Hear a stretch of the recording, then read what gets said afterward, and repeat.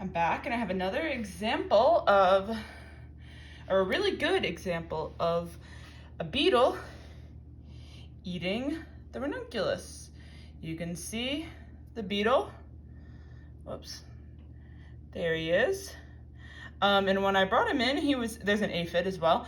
When I brought him in, he was in this hole crawling around, but I think when I set him down in this cereal bowl, he got a little frightened. So I'm gonna remove him.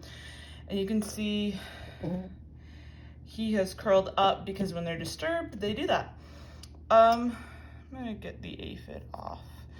So, I brought this in because I think this is a perfect, even more perfect than some other ones I found, example of the damage that these bugs do. And there goes the bug. You can see him in the background.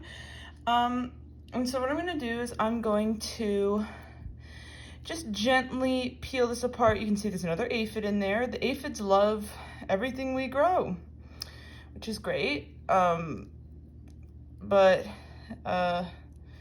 yeah, we're very familiar with them. Not so familiar with this beetle though. It's new to us and new to many people, presumably because there is very little information about this beetle online. And so, see, there's a lot of damage here. The beetles like to chew straight through to the center, and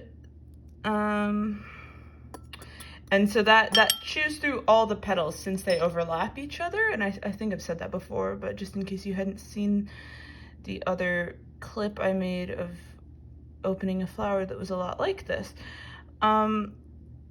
So we see they get all the way to the center and they cause all this damage that turns kind of brown. It makes the flower totally unusable. We cannot sell this.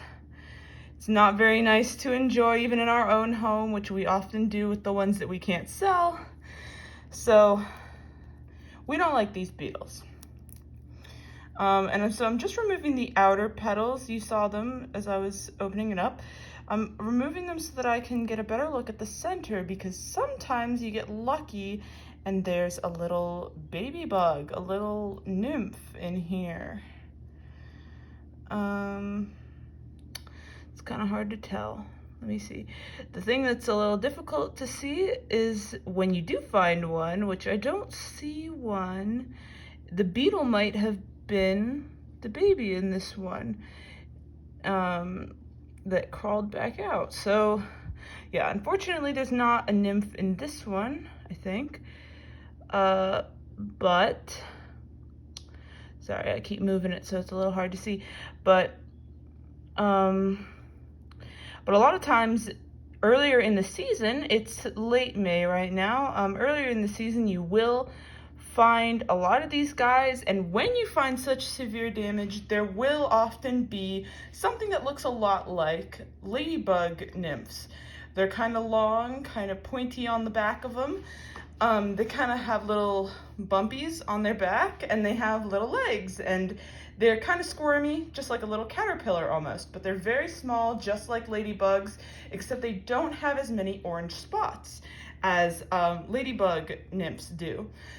They appear much more gray. Ladybug nymphs are usually black or dark gray, and these are almost always kind of a lighter version of that gray. So they're predominantly gray. I have found one that I'm pretty sure is the same nymph of this beetle, but it did have two very, very small orange dots on the sides of its abdomen. So I think that's what it was, but I'm not completely sure. Next year, I look forward to trying to collect more of these guys to figure out more about them and maybe share this information so more people can figure out what these guys do and what they are like. Because as I said, there's not very much information out there about these guys. So, well, thank you for your time. Bye-bye.